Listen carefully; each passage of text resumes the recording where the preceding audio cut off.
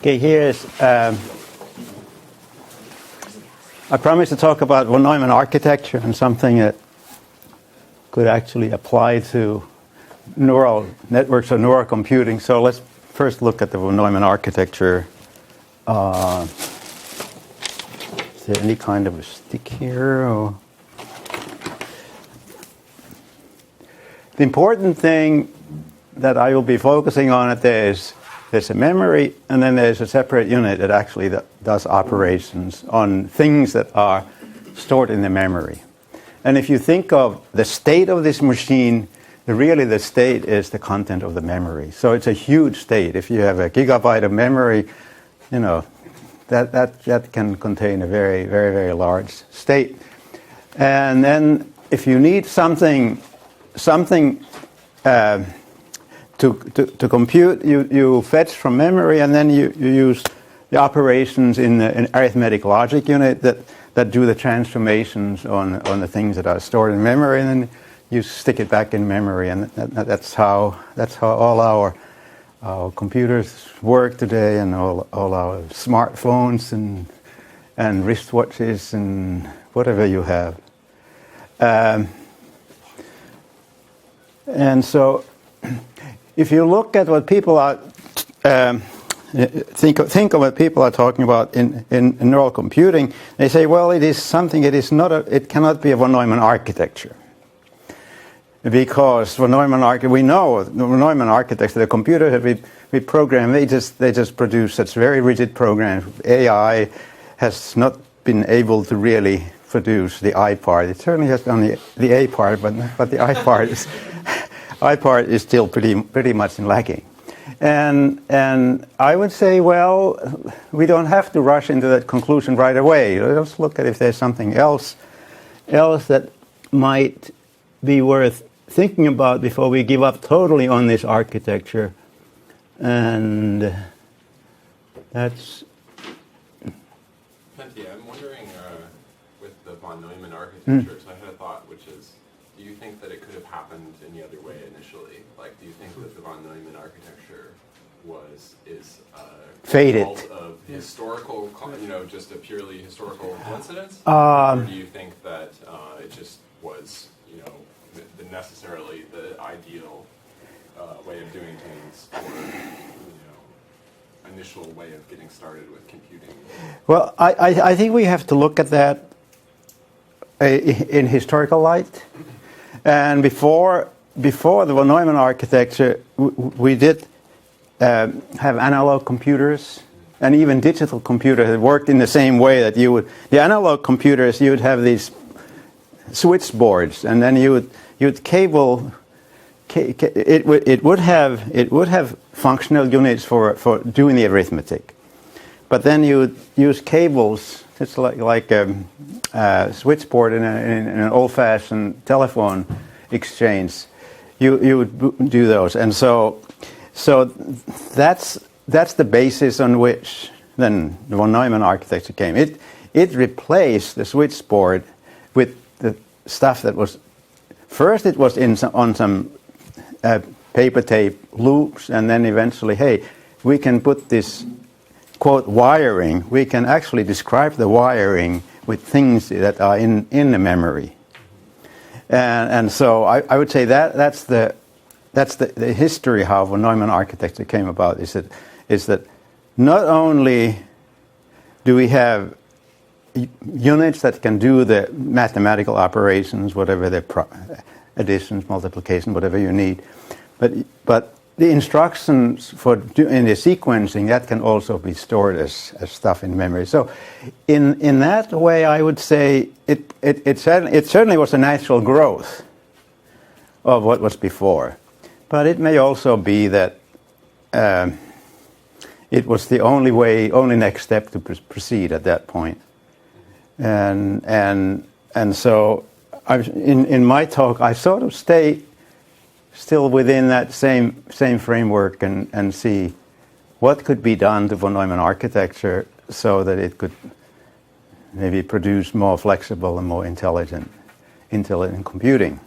And the thing that, if you read my abstract, and it is that if what the thing is computed with, if they are very high dimensional vectors, we may get some interesting performance from this very same architecture. And so that's what this talk will be about. And in some sense, this is in contrast to the seminar this Wednesday, where that was in a more traditional neural net vein, where there is no separation between the operations that encode information and then where the information is stored in long term. So this is in that sense, this is an alternative. Okay, I'm sorry, but what you're going to present. Yeah. Both those things are stored in the same object, right? Both the location and the content are in the same symbol, right? Well, that also, but the thing is that you're separating different operations that actually produce new code words for composite entities. In your framework. In my framework. Yeah. Well, that's what also happens in ordinary computers. But not the talk on Wednesday. Not in a talk on Wednesday, right? Yeah.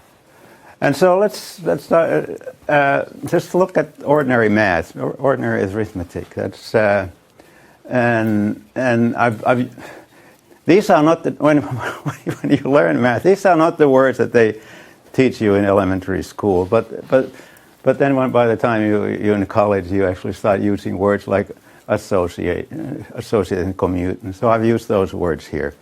And so in normal arithmetic, you can do addition, you can do multiplication, and then the addition and multiplication behave in a certain way relative to each other.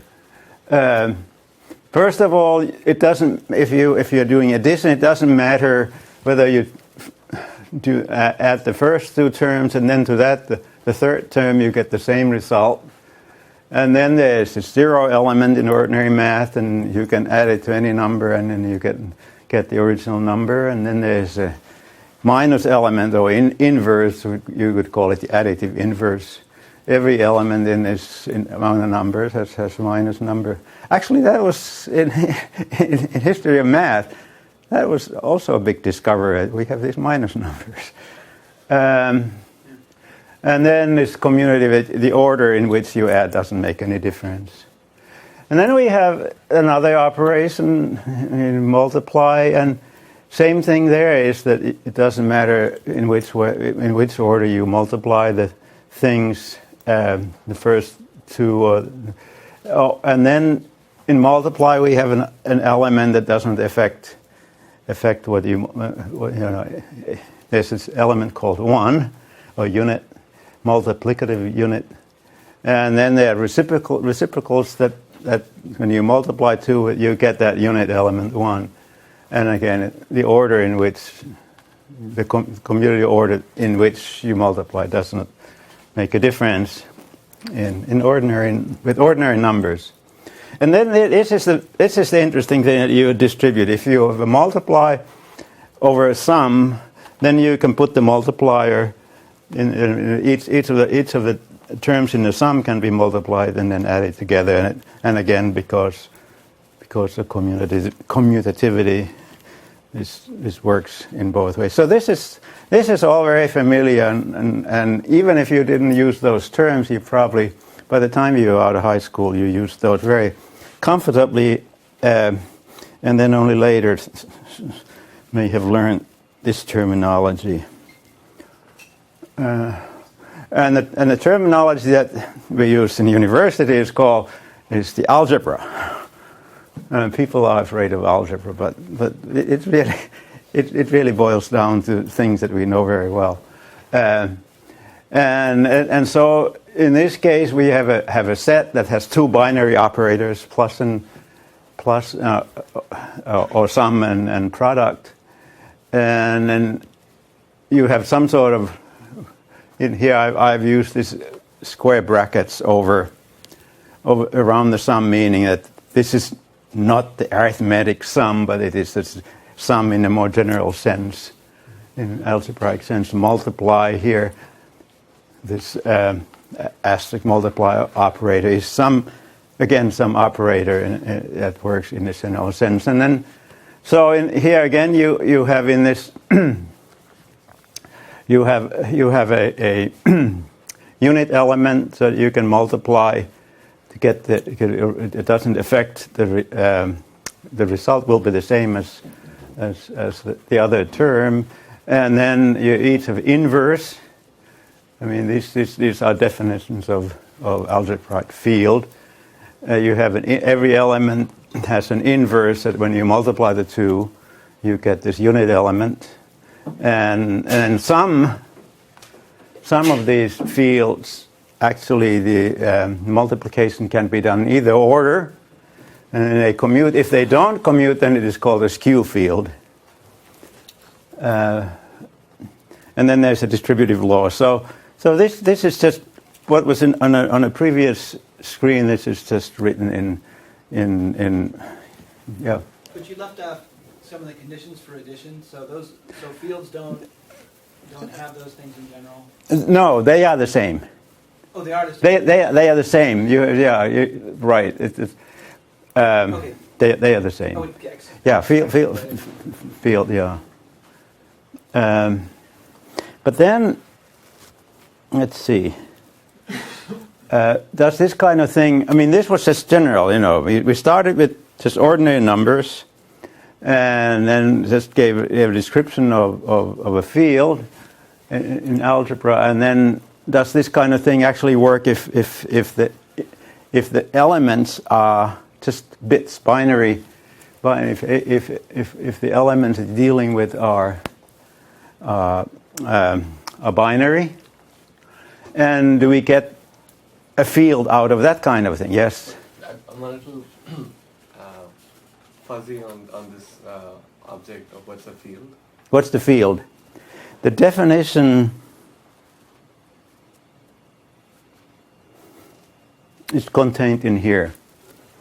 And it is any it's a set that has two operators. One is the plus, and the other is the multiply, and then all of these things hold the addition is associative. There's a zero element with respect to addition. There's an inverse element with respect to addition and commute, and then for the multiply operator again, the associative. There's a unit element. There's a reciprocal, and then if it commutes, then it is a field. If it doesn't commute, then it's a skew field. Yeah. One question I had about this before was, it seems like it would be necessary to also define like a zero element for multiply, right? Well,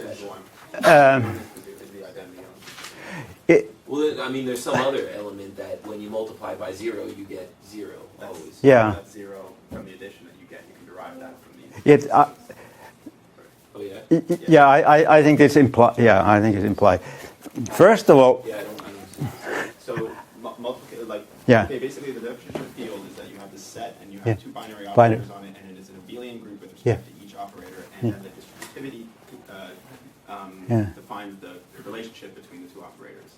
And from the distributive law, you can derive that when you multiply by zero, you get zero.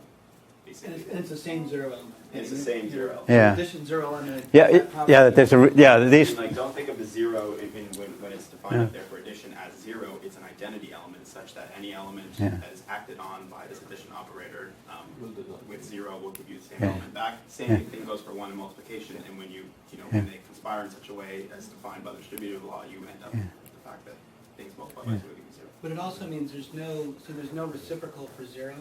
No, that's right. Yeah, it also means that. Yeah. There's no element. Not in a multiplicative. There is in a in additive. It's its own. Multiplicative inverse. Yeah. No, there's no multiplicative. Right. Yeah. Well, first of all, I want to make confession. After that, algebra was one of the first. Differential equation was the first thing in math that I couldn't make sense of. But after that, algebra was just, what is this thing?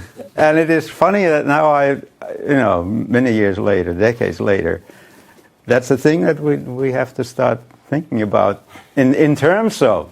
So whatever you think when you are in your 20s, in your teens, 20s, 30s, may no longer hold when you're in your 70s. That's as an object lesson.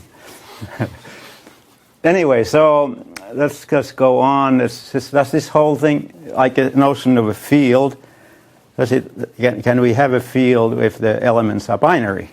And yes, indeed, if we use the two operations are just binary addition and multiplication modulo 2, we end up with the field. And if the arithmetic operations modulo any prime number, you get that same result.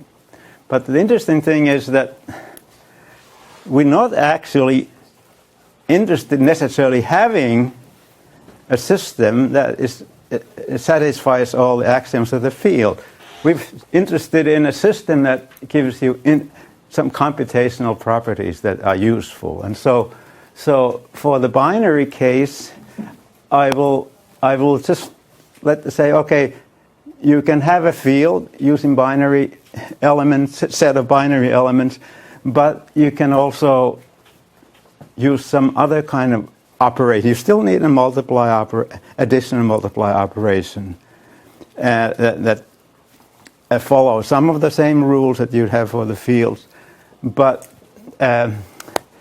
instead, now the addition is of binaries that we use the majority rule as the addition. Now, that all right away that gets us. There's a problem is that if you have two things, you don't necessarily have a majority. You have majority only when 0, 0 is the majority, 0, 1, 1, the majority is 1. But if you're 0, 1, 1, 0, there is no majority. So we no longer have a clean binary operation that would satisfy this.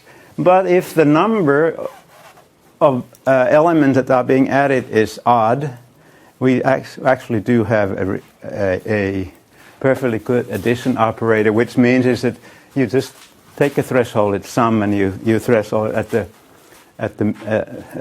mean number of elements. So of course, since it's not binary, then these particular things don't hold, because if you add two, this is undefined. It's not defined. All these binary operands are undefined. That's what those question marks mean. That we really don't get a clean addition operator out of it's clean in the sense of algebraic field. I don't understand what you mean. It's not clean. In that it doesn't satisfy it doesn't satisfy all the. Actually, it satisfies none of the. Well, I guess I understand what. So A plus B. So if A and B are so suppose it's 0 plus 0 plus 1. So if 0 plus 0, that would be a 0. Oh, but then because you can't do it with just two elements. Right. I see. Right. So as long as you did it with triplets, you'd be okay. Then you're okay, and so let's stay with triplets or with or an odd number of elements that are being added, or do something fake. And in other words, if there's a tie, you just. Sorry, so what's the motivation for defining the sum as the majority? It'll come up. Okay. Yeah. There's a reason for it, and now the product that works out fine, because it actually is addition modulo 2. If you look at this, and it is, engineers like to talk of the exclusive OR. Mathematicians like to talk about that as addition modulo 2. And there, it's an associative. There is a 0 element. The 0. Now this is confusing, because this 0 is really the unit element. Because if you exclusive OR with 0, you get the original element, and that is the definition of unit in this system. Unit's the same as identity? Unit identity, okay. Yes. And there's the inverse. Every bit is its own inverse. 0 exclusive OR is 0. 1 exclusive OR is 0. So there's every element has an inverse, and they commute. If you take the exclusive OR, it doesn't matter in which order they come, it's the same. Now the distributivity, we have the same problem here. We don't have a clean distributivity but if, again, if it's an odd number of bits, then the distributivity actually works. And this is Why don't you draw the same thing for the first set of conditions, the 1 through 4? Are those all rectifiable if we stick with odd numbers? yeah. Okay. So now we have a system that is not exactly what we have in what's called algebraic field, but we still have a system that you can compute with. And how would that be? We'll get to it. Just a little diversion here first. If we think of this binary system, 0, 1, and with the majority rule for addition and exclusive OR for multiplication, it's equivalent to, if you map the zeros into 1s, you have 1s into minus 1s, and the x-core becomes ordinary multiplication, and the majority rule becomes a sign of the sum. And actually, it's any mathematician would much rather work in this one. Engineers like the exclusive ORs, but mathematicians probably would rather work with this. And the distributive, if you want to prove the distributivity, that was on the previous. Where are we? This distributivity it happens most easily using the because with ordinary numbers the distributivity it's we already learned that in high school.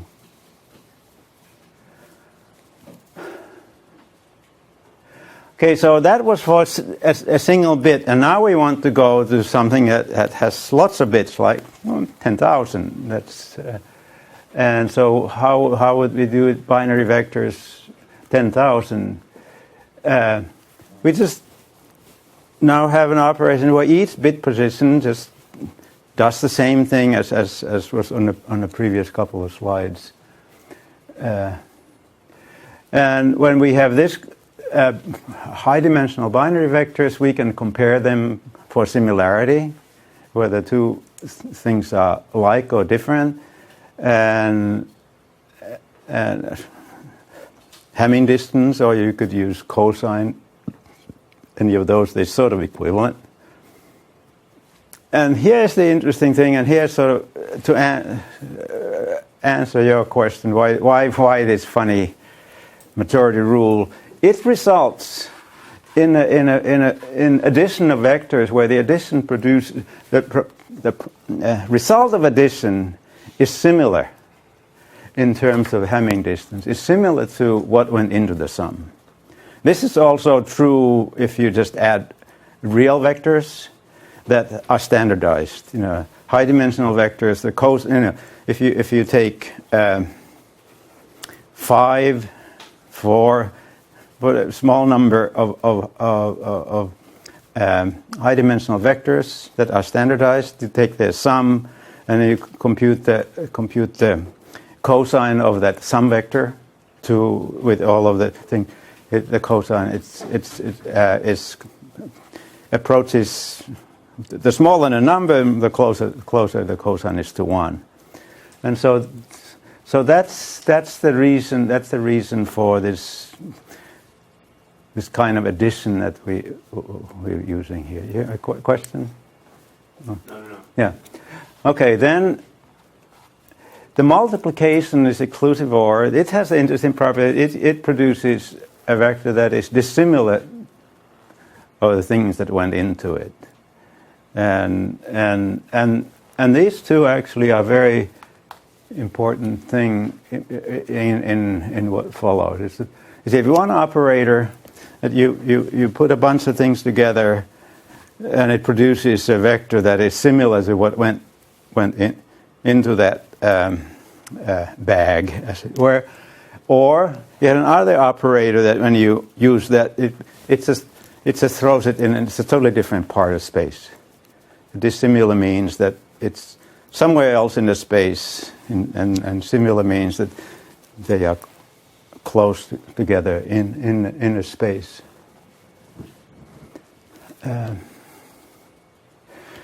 Now, when we have high-dimensional vectors like these, where the operations are coordinate-wise, we get as a bonus another multiply operator, permutation, and it's an invertible operator. And it has the interesting property, it distributes over any coordinate-wise things like the addition, the coordinate-wise addition, the coordinate-wise multiplication. So now, of course, permutation is an element of a different space.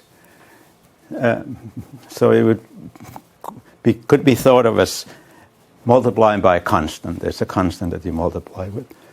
I will not have much more to say about permutation at this point, but other than that, it is a very useful operation if you want to encode sequences. It allows you to. It's a very natural operation for encoding sequences. Usually, Pentti, when you get permutations, you get reflections as well. What's the reflection? Reflections, like 0 goes to 1 in various complicated ways. Like across a plane? Yeah. And I think that then another thing about permutations, you do successive permutations. You always end up with another permutation, and a change of permutations. If you like with 10,000 dimensional, you get very long cycles before things return. If you take a random permutation of 10,000, any permutation eventually has to return to the original, but the cycles are very long. And because of the long cycles, and also because of the property that permutations tend to produce, if you take random, they tend to, again, produce vectors that are far in the space from what you're permuting, from what you start with, then you it's a very useful property to have. And so addition, this kind of multiplication and permutation, they are the operators that I would say could be used for encoding structure into these high-dimensional vectors. In actual implementation, would you use a single random permutation for all elements, or seems like if you encoding sequences, a single will do, because once you repeat it, do another permutation. Once you have used the set twice, you have a different permutation. You use the same thing third time. Now you have another different permutation. So you can use a single permutation multiple times, and then you get something very useful out of it. So even one permutation is useful in encoding sequences. Is there some benefit to using more than one potentially? Not on the same object, but say on. I would say there you could if you want to keep sort of one sensory system apart from another, you could probably use one permutation for signal coming from one system, another permutation for signal that comes from other system. That kind. But you don't want to have a system where you have a very large number of permutations. Because then you how do you keep track of them, as it were? That's why I call it as it corresponds to multiplying by a constant. You have certain constant that you can multiply with. Okay, and so if you've been in this field of machine learning by now, the deep learning and deep structures are things that I guess you can't go to NIPS without having heard about deep learning. Here the idea is that kind of deep structure would be encoded using these operators. That you encode, you have these 10,000 bit words or some 10,000 dimensional vectors, and then you use operations on those vectors that you encode structured entities. And so it's the encoding of the structured entity is just the representation of the structured entity is done directly by an operation instead of by iterating through a data set of examples, which is what mostly is done. And so now I'll show you the next few slides, show how you can use these high-dimensional vectors and operations on them to encode thing into distributed representation. So here's what we're all familiar with, and here's we want to show how the same thing appears in these two worlds or universes. So we have a record, and I just put like this variable x has value a, and variable y has value b, variable z has value c. And if you've done any assembly language programming or of that kind, you will recognize that you have some piece of memory, and it is divided into sections, and a certain number of bits will be used,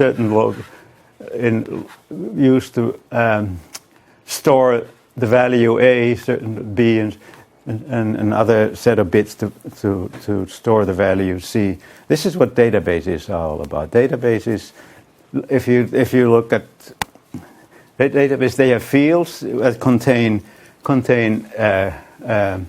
values, and then if you go into symbolic programming, some of these values are pointers, and then you can build list structures or trees or things like that. But it's all done in terms of certain special section of memory holding a value that can be a numeric value, some quantity, or it can be an address into memory. That's how this thing works. That's how your cell phone works. Now, if we want to have the same kind of information encoded in distributed way, then the picture is something like that. And you have these 10,000 bits, and every bit, in some sense, reflects this encoding of the record. And here is an example how it can be done using these binary operators. So we have variables and values, and to start with, each one is assigned a random 10,000 bit vector word, and so we have to have. I mean, what is not shown in here, there has to be some bookkeeping that tells, okay, this 10,000 bit word has been assigned, and another 10,000 bits. So anyway, so we want to represent the variable x, and it is this 10,000 bits, and value a, it's another 10,000 bits. And then to encode that the variable x has value a, we use the multiply operator, in this case of the exclusive OR. So 1 and 0 gives 1, 0, 0 gives 0. So, and here I've just copied this to the right so that we can then do the next operation. In a similar way, the variable y has value b. You do the coordinate wise exclusive OR, and just copy the same thing. So now we have here x equals a is represented by this 10,000 dimensional vector, y equals b is represented by this, and z equals c represented here. And so now we use the sum operator. And first of all, just do the arithmetic sum, and then threshold at the half the number of things. And so all of it is now represented by this vector h, 10,000 bits. And okay, first of all, it is, I mean, you can easily see that this produces, in this case, because there are a number of these, you start with certain ingredients, you get a deterministic value. So this all is deterministic. But what is this H good for? That's the next question. I mean, it is unique. It represents this thing uniquely. But what else can we do with it? Can we determine what went into it? And so the question is, can we, for example, tell from the vector H what the value of x, what the vector was that encoded, encoded the value of x. And so here now we use, so here's a copy of H from the previous, and then we use the same x that was used to encode x equals a, and then we use the same operator, this being, although it's the same exclusive OR operator, this is the inverse of the exclusive OR. And so now we get another vector, and we hope that it would be A, but it isn't A, it's just approximately A. But the thing is that it is close enough to A that if we have somewhere a bookkeeping that tells what all vectors have been defined in this system, the proper one, the right answer A is the one that's closest to. So is that only true if these things are really sparse? Or is it just enough that you got a 10,000 dimensional vector and it's going to be true? 10,000 dimensional, and if they are assigned at random, you can get it with very, very, very high probability. Even if it's 50-50, 1 and 0. Yeah. For Yes. all your vectors. Yes. So this ability to decode is one of the reasons why we want this funny way of taking the majority, defining the sum in terms of the majority rule for the vectors. So not only do we get the unique representation for each combination, but that representation can be decoded if we have a bookkeeping that keeps track of what all the system is. Yeah. So I'm thinking about what happens if you are wanting to store multiple memories one after another. And it seems like you run into the issue then of this addition needing to have triples. And like, what do you do if I mean, like in the case you presented, you have three memories that you're storing at the same time. But if you just want to store two records together, like. Okay, what can we do in a case like that? You can break the ties at random. Some places there's 1 1 and it gives some 0 0, and if you break the ties at random, the probability still is high enough that you can recover. Is it the same as if you break ties at random, does that give you, maybe that's a better operator than taking it in terms of The breaking ties at random is unfavorable in the sense that it's not deterministic. From one time to the next, you combine two vectors from one time. Your guarantees are going to be probabilistic anyway. Well, that's true, but yeah, there are some workarounds about making the sum of two things also deterministic. There's some workarounds. But you still lose some of the properties of the ideal properties of a field. You lose distributivity, but you don't lose all of it. The thing is, many things here work approximately. But the thing is, because of the high dimensionality, you're able to find what the exact result should have been if you have a tabulation of what exact vectors actually are known in the system. And without high dimensional, you don't have that guarantee. So that's That's probably the main reason for high dimensionality.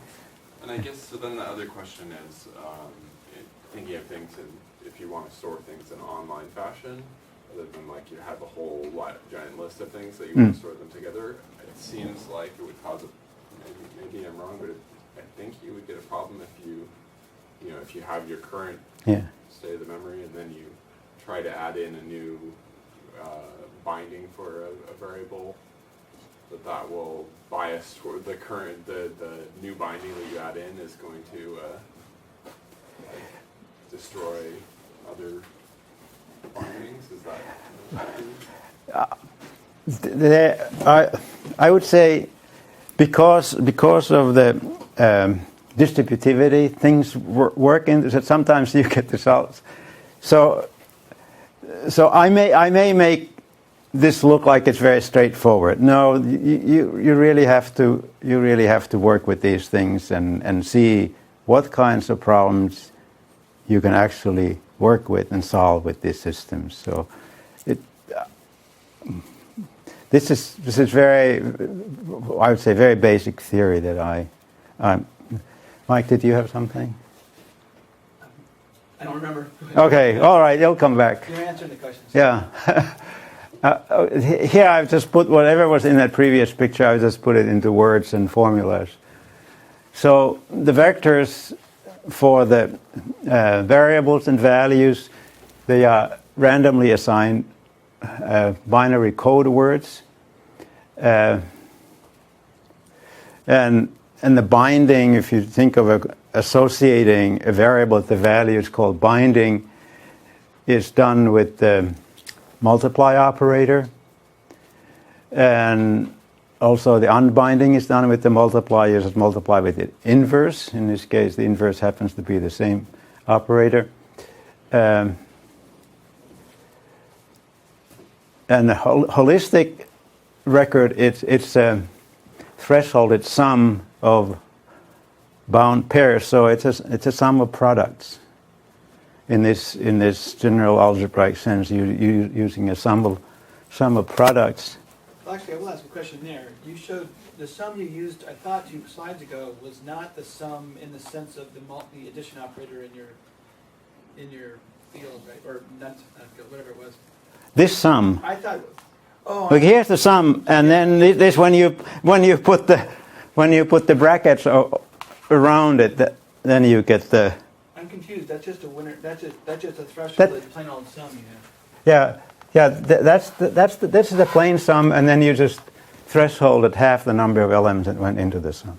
Each of those is either 0 or 1. But you're not doing majority rule. And so you get three things. Oh, Zero. This is 0 or 1, 0 or 1, 0 or 1, Okay, I see. and you get majority rule. No, And I didn't see that yeah. adds thing on the other side. yeah. Pentti, is this a scheme that is picked, or is it something that you can show as optimal with respect to reconstruction? Optimum with respect to. With respect to robust reconstruction, like what Guy was pointing. Like the choice of exclusive or thresholding. Yeah. Does it satisfy? I think for binary, this probably is the best you can do. Okay. Yeah. It might be good to prove that. Yeah, then you have to find to prove that you have to decide what your criterion is, and that's the goodness. You can always do something is good if you can choose the criterion of goodness. I think it's Mr. will crank out a proof on this one. But I feel like it's a useful thing to do to think about, like what exactly Yeah. quantitatively is the thing you want to optimize. I think that's useful to do, even if you can't prove it. Yeah. To think, like, what That's true. Yeah, and some of those things there'll be a shake when these are actually applied in real problems. You'll have to you have to face the thing and then and see what needs to be done. But I think the basic elements are here. I mean, there are things like sometimes you have to randomize in order, or go to a different part of space so that things don't cluster. And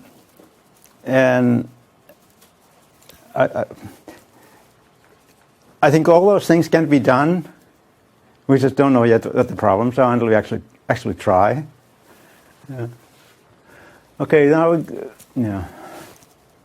now go to the second slide where we find what the value of x is in this composite. So we use this operator x and use the inverse multiply with h. And so here is x and here is h. And since it distributes, the x goes into the bracket, so x goes inside, and because x is its own inverse, that disappears. And then those two things, because of the multiply, they just act as if they're random noise. And so we get this a prime, but it's close enough to the proper a that in high dimensions we can associate it with the right answer. And so with the item memory, the answer we get from this operation is closest to the right one, and can be found in some sort. If you have a memory that finds the nearest neighbor, it will find that and find the answer. So just to clear up the sort of intuition behind all this. So Yeah. The reason this works, I think, is because the addition makes things similar and the Right. multiplication makes things dissimilar. So Exactly. Right. So when you're Yeah. so that's the lines around the proof that the proof would go by. Yeah. Does that make sense to everyone? No, I don't understand. Okay, so like when you're Yeah. when you're Yeah. encoding something, right? You have this h, or sorry, you have a and x, right? And you want it to be you want you want things to be thrown into very different regions when you're encoding them, and then when you add them all together, sort of those regions add up to this like one vector in space.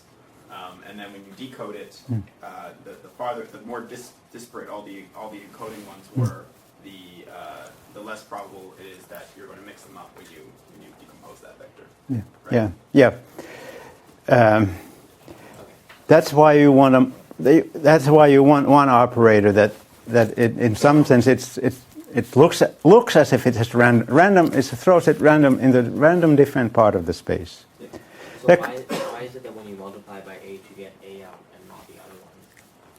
If you yeah. Okay. So let me. So you're asking about this? Okay, because you got x. Okay, x times it. Okay, yeah, and then that pulls out a.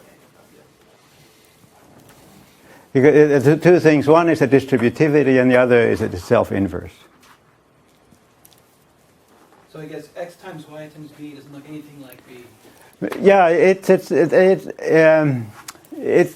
like nothing that's ever seen before. It's not like a, b, or c at all. It's right.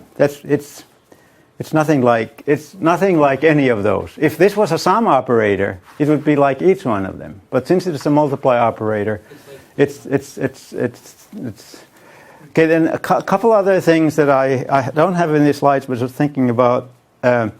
The interesting thing about something like exclusive OR is that it retains distance. If you have 2 points, two binary points, and there's a certain distance, and then you use a third binary vector where you use the exclusive OR, the two of them.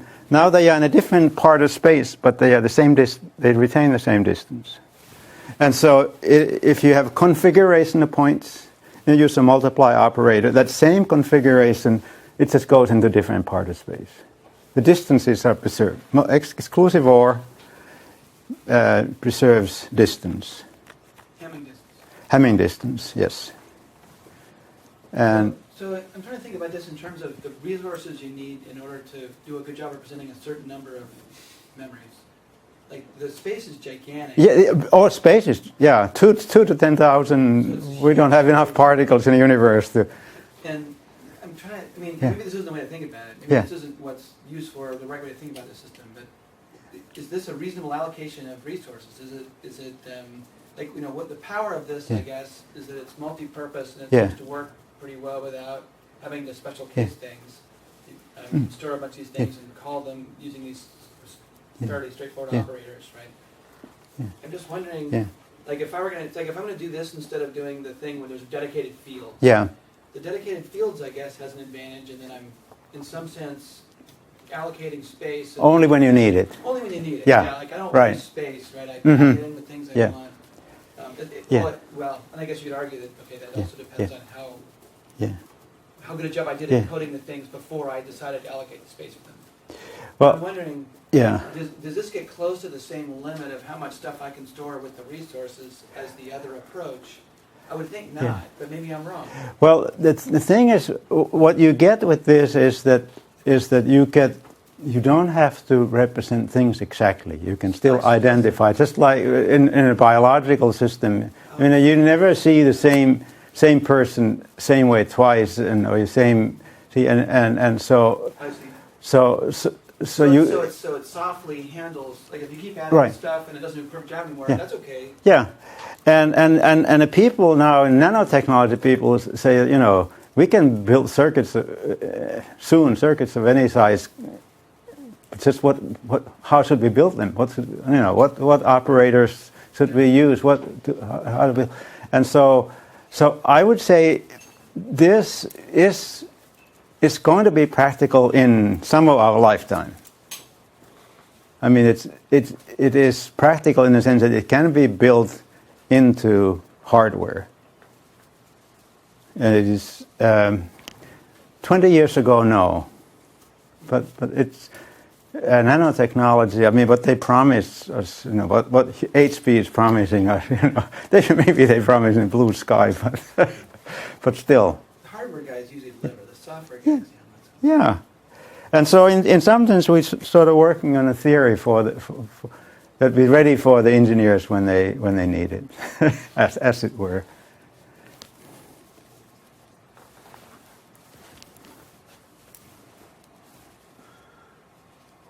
Okay, did I skip? Okay, there. Okay, now this is. Now we come into this sort of deep learning stuff. In other words, how do you learn structure? The big idea is that you will separate the encoding from memory storage. And for encoding, use these operators that I've talked about. And then memory storage would be something that it's just like in an ordinary computer, you have the random access memory. Now you just have some sort of neural network memory, associative memory that works with 10,000 bit words, and that's in theory that's doable,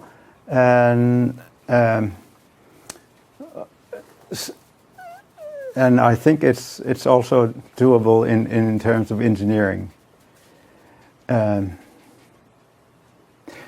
So you have, instead of space, you have 2 to 10,000 memory locations.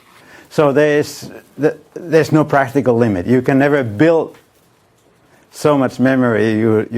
There's no physical limit. No, there's no theoretical limit. There's a physical limit. Yes, as much as you have resources to build for, you can build a memory, just like our computer memory is getting larger. So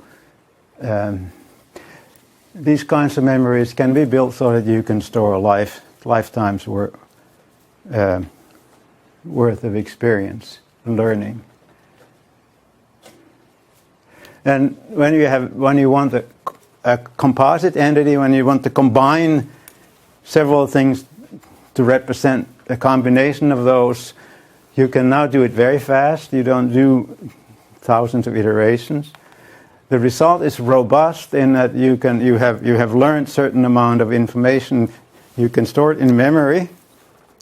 If you are now learning some new, totally different kind of information, it does not destroy it. Whereas if you use the same deep neural network, you've learned like English, and now you want to teach it Spanish or Latin. You have to go back after a little while and say, it has begun to forget English, and so this kind of separation of memory from the encoding will protect against that. Yeah. So, I mean, like a key part of the procedure for recovering the data stored in a particular location is actually knowing the data, knowing the value A. And yeah, the A might be closest to the recovered value, but compared to all the other vectors that you know of, but I mean, how similar is it actually to A? Could it still be extremely different from A and just less different than everything else, but still very not A?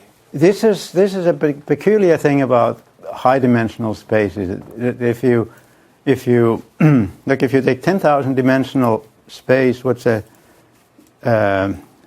you think of a binomial distribution with a probability 1/2 and n 10,000, what's the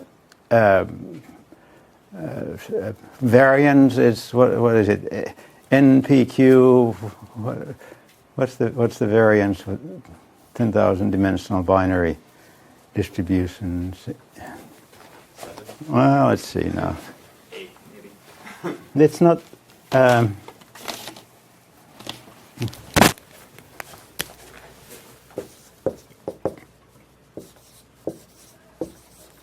So this is half, so you get 1/4, and this is 10,000,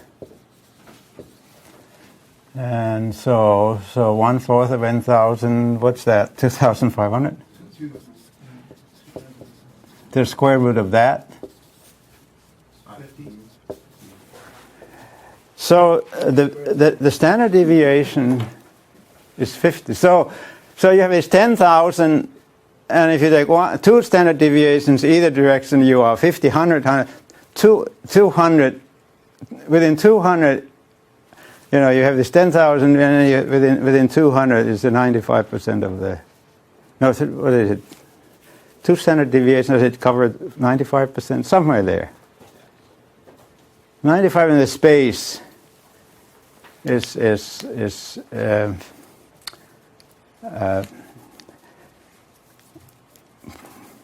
more than 4,000 bits away. That's I guess in statistics they call this the concentration of major, high dimension concentration of major, and so. For the unlimited memory, is that assuming some kind of architecture for storing a lot of these 10,000-bit vectors? Because you couldn't store an unlimited memory in just one 10,000 bits, so you must need a lot of them. Yeah. And so I'm just wondering what sort of assumptions made about how many are used.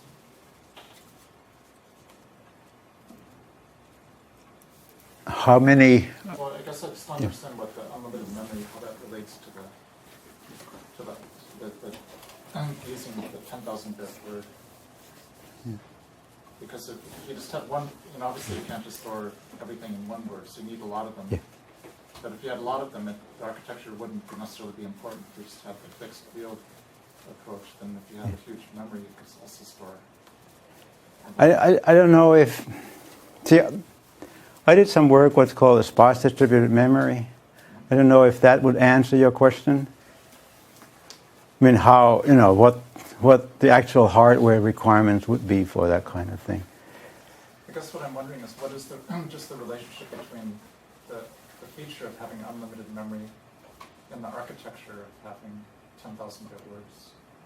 I just didn't understand the link. Oh, this one? No, just on the slide. Unlimited memory. I think just that you have this high-dimensional space, this 10,000-dimensional space, and so therefore you've got a bunch of different quadrants in the space to store different things. You can store like what architecture would you use to implement 10,000-dimensional space, right? Well, well, just so clearly, if you have a 10,000-dimensional space, then there's many vectors that are in it. But if you have 10,000-bit vector, that's not enough just to store lifetimes worth of. No. Right. No, you have a memory that is sort of like a random access memory, And what you store in that memory are 10,000-bit words, and you can retrieve. But so it's if you think of an ordinary computer memory, you could have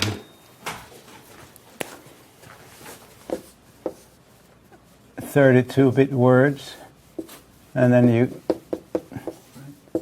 you can have several millions of those. Now you just have to have 10,000-bit words, but it would still look like that. But how that kind of memory can be made to work, and it would use attractor dynamics to actually make it practical or theoretically possible to store things in this kind of memory. But I would leave that for another talk.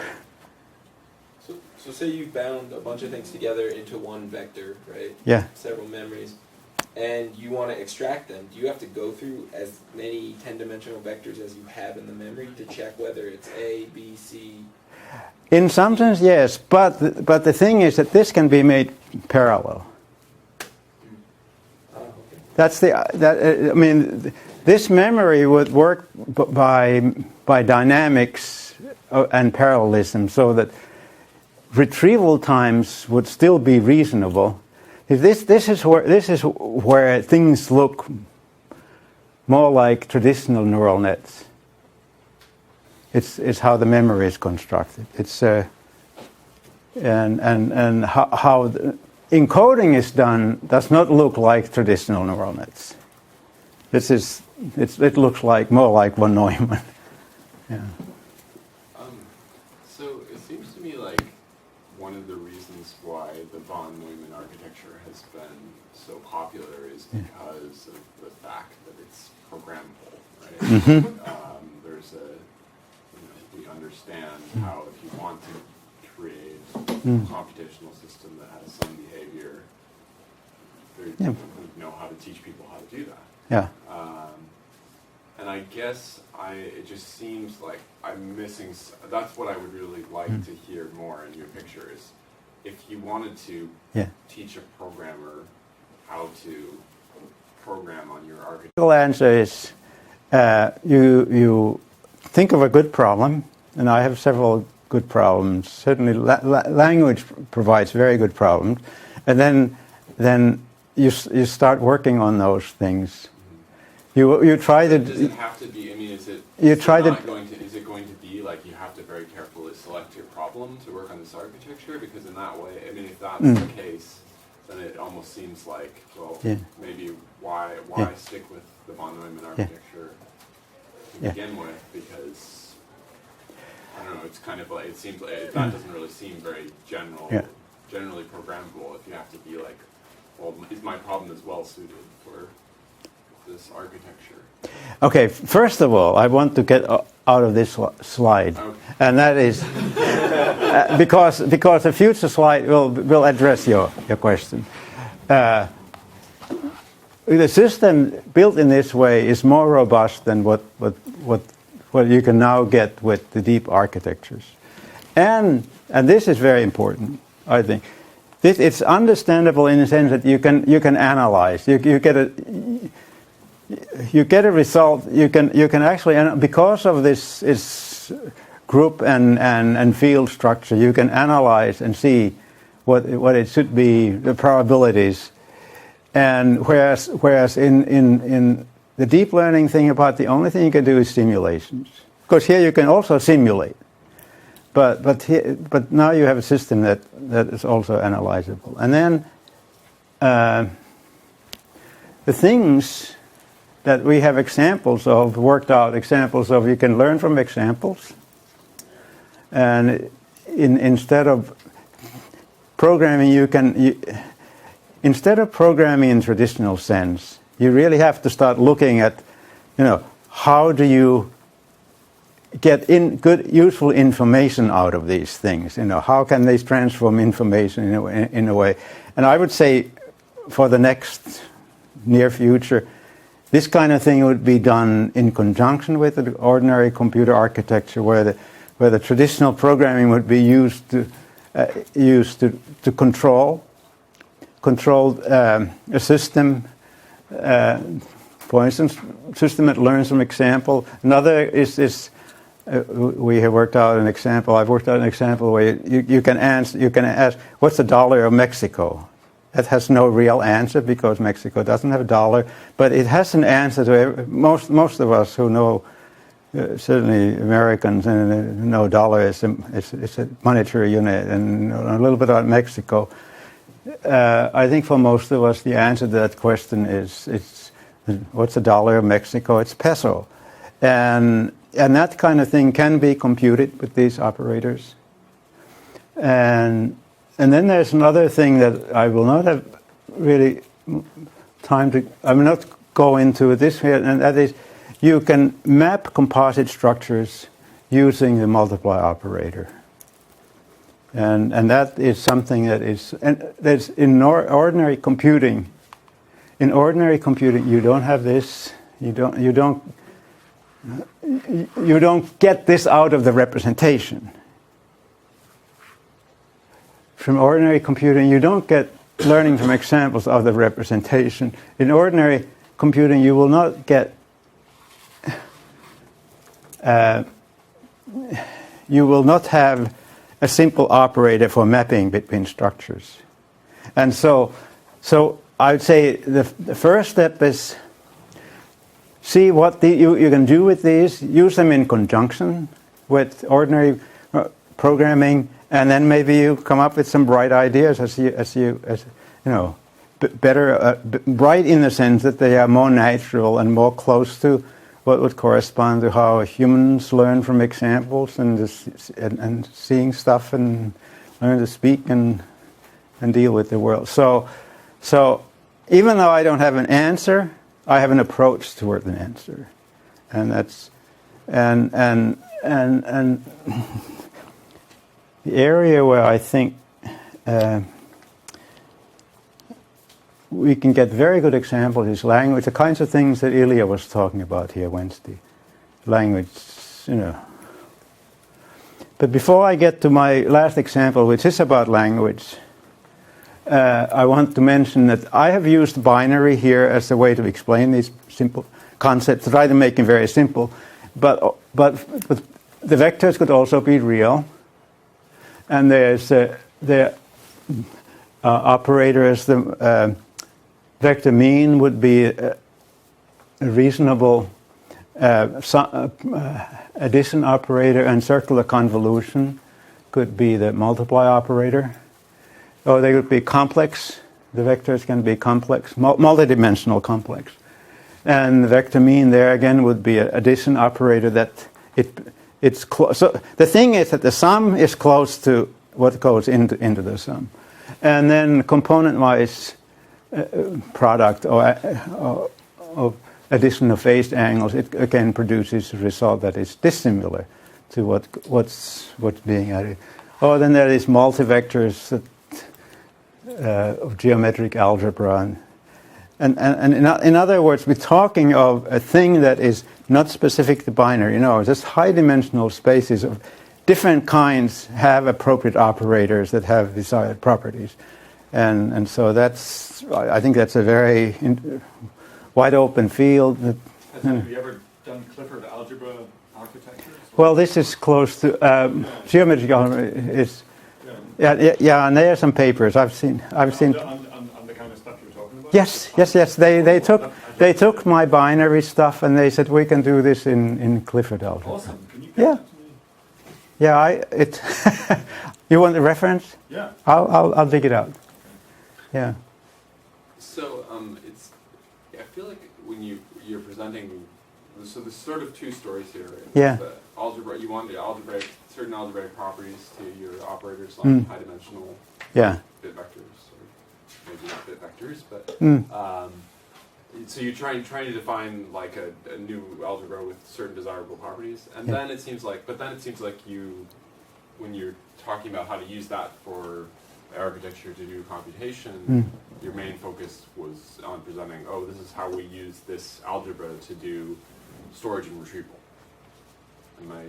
The storage and retrieval is, no, the algebra is used for encoding. Okay. Okay. You take constituents, and if you want an encoding for a composite entity that is made of those constituents, you use the algebra. I see.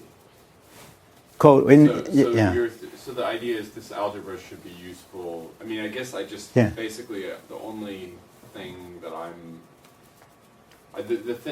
missing. Like, I feel like I don't understand enough about how these operators would be useful when you're running the arithmetic logic unit of your von Neumann architecture, rather than when you're pulling stuff out of memory.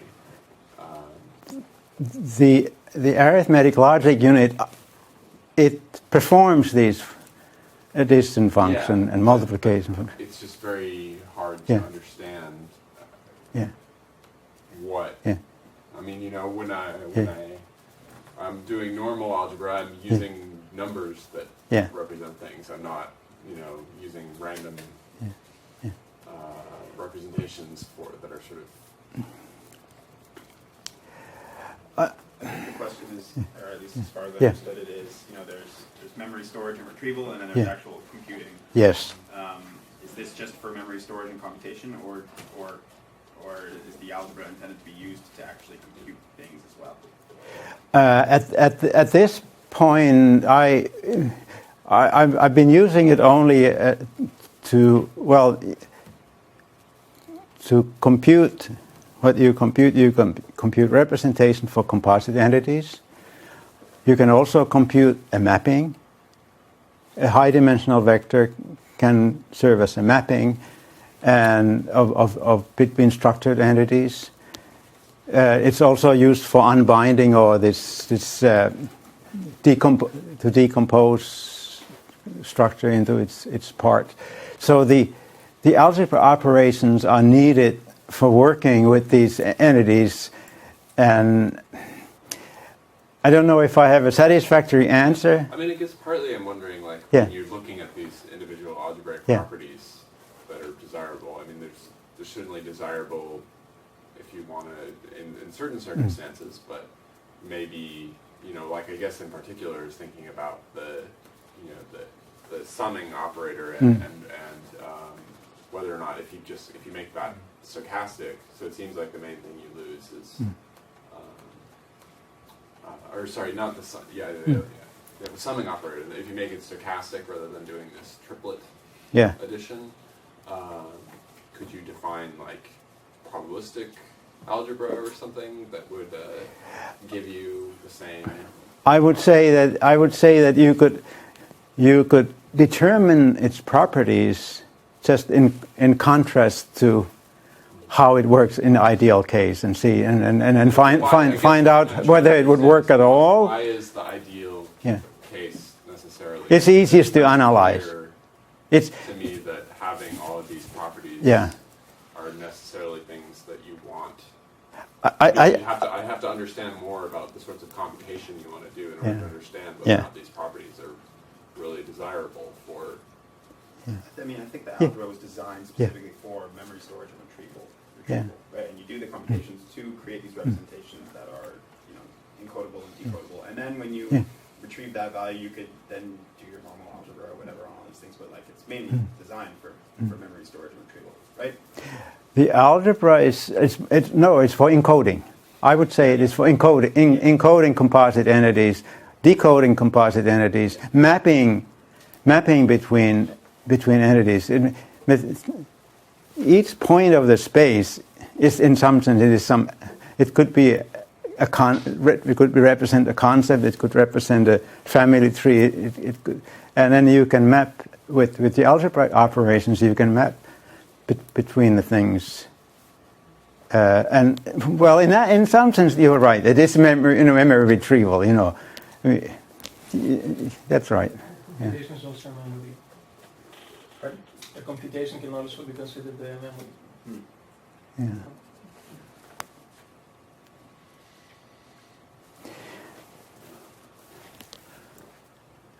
Okay, this is a Finnish proverb, beloved child has many names, and so we will find these same ideas being discussed under the name of holographic reduced representation, and that's actually the first system of the kind. It was Tony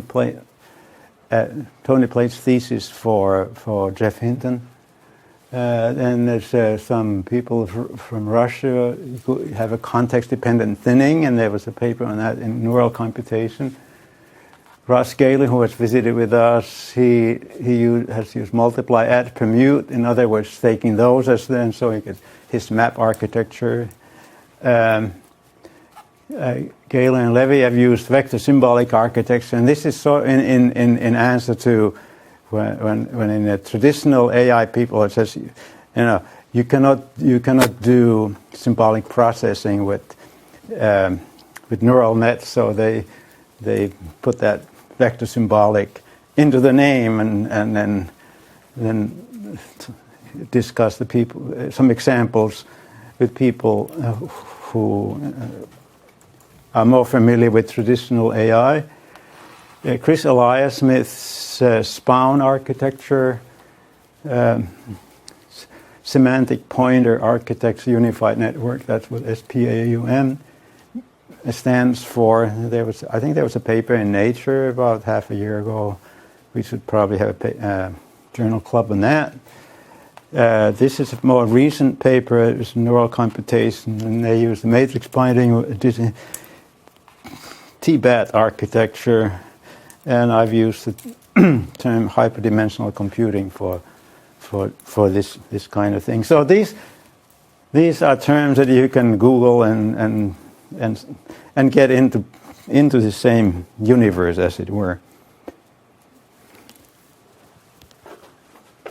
And here's the point of all this, is to find a representation that simplifies computation, whatever you want to do.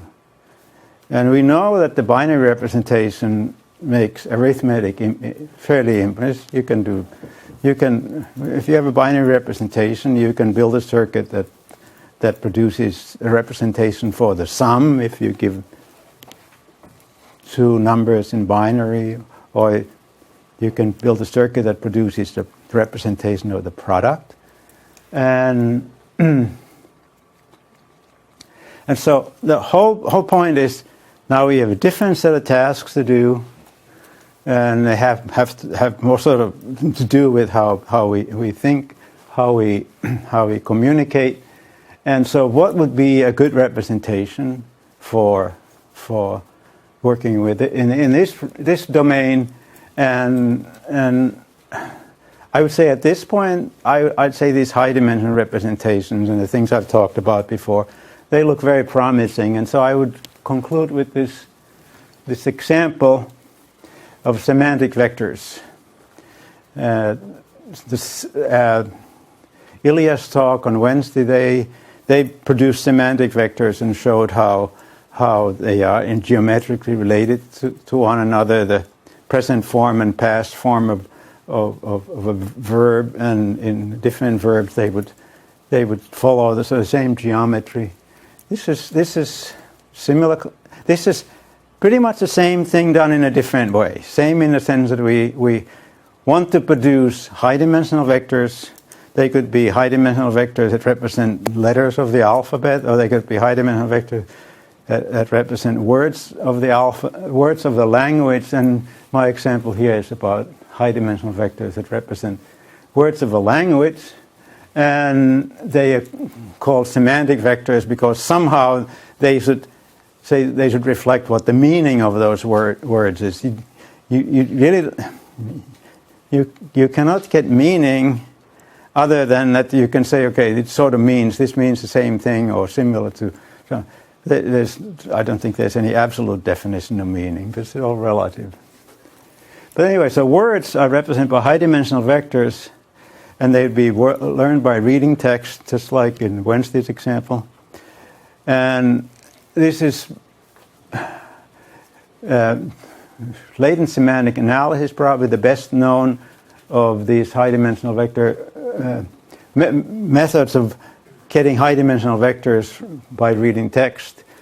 Except that this is a much simpler way, and it's based on random projections. See, I think Ilya talked about histograms, and then softmax of, and this one is different, and in some sense probably actually is more flexible way of doing, quote, the same thing. Okay, random indexing.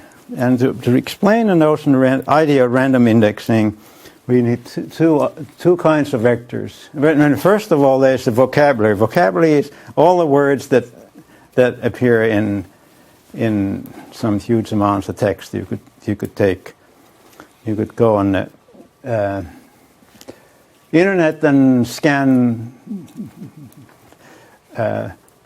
books or scan news articles or whatever. You get this huge vocabulary, and so it's set of all the different words. And now, in this random indexing system, each word is represented by two vectors, and this is a very important difference to what is done in latent semantic analysis and what was done in Ilya's talk. So we have two vectors. One of them is a random index vector, and when you get a new word in the vocabulary, you just decide its random index vector will be this, and then it remains that throughout this process. And if you take in a high-dimensional space, if you take vectors at random, they are nearly uncorrelated with each other. That's just one of the benefits of high-dimensional space. You can take things at random, and you get, practically speaking, uncorrelated vectors. And then the other vector is the one that we are after is a semantic vector, or the context vector. And there you want that these vectors you want to reflect whether two things are similar or meanings two words mean a similar thing. So we will compute semantic vectors, high-dimensional semantic vectors, with the aid of these random index vectors. At the very beginning, we decided, okay, we will just use random index vectors that could be like 10,000-bit vectors. And from then on, we just stay in this 10,000 dimensional space. Your vocabulary can grow into hundreds of thousands.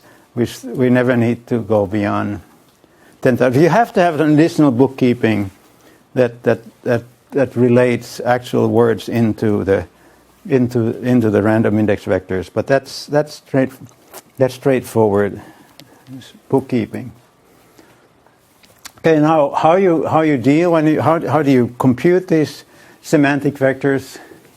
And you have the notions of a focus word and a context window, and so you have millions and millions of words of text, and each word in a text, in turn, it becomes the focus word. So you go one word at a time. And then when you are at the word, then you look a few words to the left and to the right, and that is the context window for that particular word. So if you have, like, you're in the quick brown fox, and then you process to the point where now you're looking at over, 3 words before and 3 words after would make that word's context window. And whether it is 3 or 5 or 2, I mean, but anyway, that's usually just the context windows are fairly narrow. Like 3 is a reasonable number, gives good results. Reasonable in a sense, it gives good results. And so now we're looking at this focus word, and we are updating its semantic vector using the random index vectors for the 6 words in its context window. And here's the algorithm. At the very beginning, you start with all semantic vectors at 0. And you step one word at a time. And then when you come to update the semantic vector for the focus word, you add to its semantic vector the random index vectors for the context window. Very very simple. You just keep count, as it were. And that's just, this is just normal addition. You just count how many times, and so that's all there is to the algorithm. At any time you can stop and then you look at these 10,000 dimensional. Now they are not 10,000 bit vectors. The random index vector is 10,000. Well, it could be bit, but anyway, you look at any time.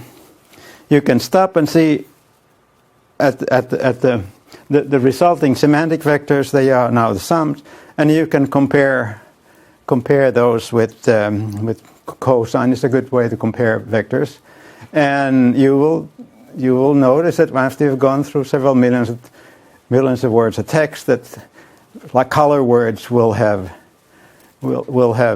semantic vectors that are close in the space, and if you compare color word to word for feeling or word for animal names and things like that, the semantic vectors for those will be far in this space. And now you can go on. You get new words. Vocabulary grows. You just when a new word comes along, you just create another random index vector. And you keep and so you at no point do you need to do any further analysis. These vectors that are produced at any one time are useful semantic vectors. You can just compare them by cosine. So this is truly an incremental and scalable method because you always stay within the dimensionality like 10,000.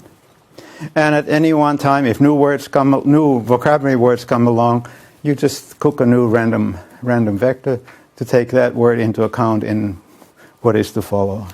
Would it be useful to tag the context words by sort of distance using the permutation matrix? At this point, no. I think at this point, no. I can't. I don't. I don't. No, it wouldn't be useful, or no, you haven't done it? Oh, sorry. Yes, it's possible and has been done, and it could affect. You can permute, but the way the experiment we did, we permuted the words that came before the random index vectors. We used the same random index vector, but we permuted it for words that came before, and then counter-permuted words that came after, and that way we would get the effect of word order. Yeah, it seems like under and over might be too similar in this case. Word order. So it's with this. It also possible. Okay, maybe I'll let's see now. Okay, maybe the answer is here. Okay, cosine is a word with similar meanings, similar semantic vectors. It's incremental. There's no further processing needed, and expanding vocabulary is easy to take care of. Dimensionality is contained. And if you think of something like latent semantic analysis, when you get more documents or more words, the dimensionality, originally it increases. So now you have ever larger, higher dimensional vectors over which you have to do your singular value decomposition until it just becomes practically too large.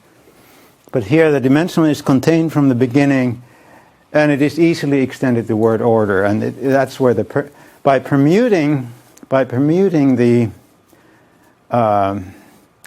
random index vector before it is added has the effect of encoding word order into these things. And it probably can. I mean, some tricks of that kind, some methods of that kind can be used to encode other information into the semantic vector. So this looks like a very flexible way of going and doing sort of work on language, either at the letter level, character level, at word level. And so this is something that I would like to, get some experiments on, and that's when you learn more. That's when you learn what you should be doing. Yeah. So, are you saying that the way regular computer works to store information represents an optimization that's very limiting, and what you're proposing gives this kind of hologram representation, where all the properties that he talked about in the last talk, as you have to make a simulation to do them, that just falls naturally out of the representation you're talking about, right? Because the project you just talked about, it doesn't really require any simulation on top of what you were doing. You're just using the properties that. Yeah. Is that what you're saying? I think what this allows is that, in addition to simulation, you can actually analyze. You can do simulation, of course. Simulation, and when you're dealing with some real data, I mean, in some sense it is a simulation. But I'm not sure I understood your question. You could use this to model a regular computer, right? But you can't. Actually, that's an interesting idea, and that is, you could do Lisp this way, and it would be probably interesting to just go through the exercise and see if there's something else that you can doing Lisp this way. If there's something that would fall out of it that you always wanted to do and were not able to do before, and it's like being sensitive to similarity. I mean, things don't have to be the same on two occasions. It's idea to think about, maybe to experiment with. Do you know how old this way of encoding words is? I mean, I know that 20 years ago people were using it for self-organizing maps and to see what similarities of words are. So do you know how old it really is? How? This method of encoding words. Oh, it has... It's pretty old, right? Random indexing, as I've described here, year 2000. No, it must be older. Okay, so. Latent semantic analysis, 1993, 94. Semantic vectors without that didn't use random indexing. They probably 1980s. So the notion of semantic vectors has been around a long time. It's been done in different ways.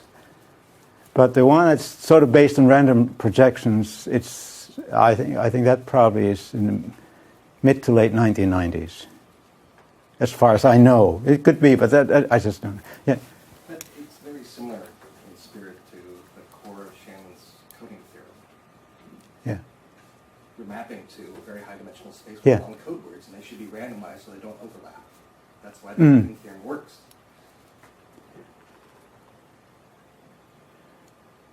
So, Yeah. 1948, how's that?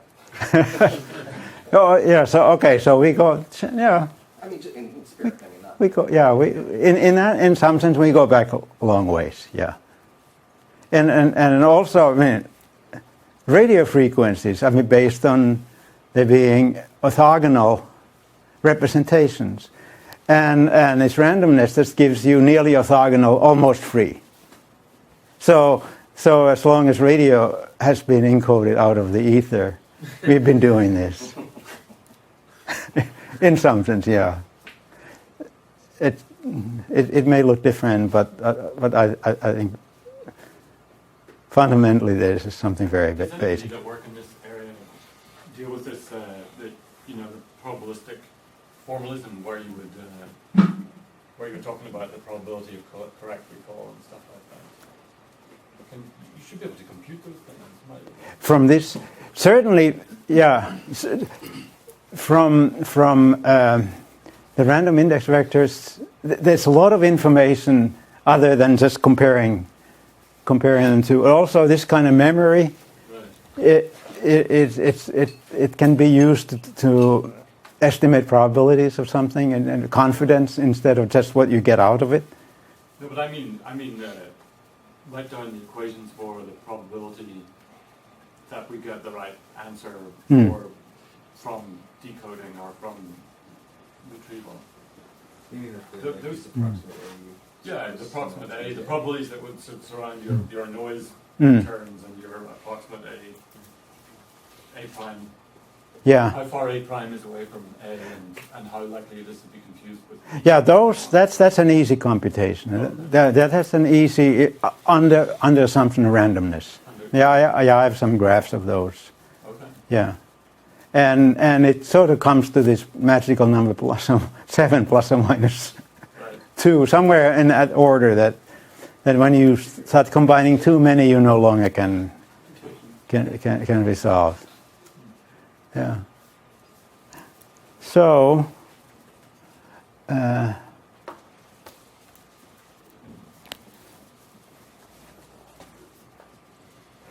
Okay, this is just general verbiage. We know words by the company they keep.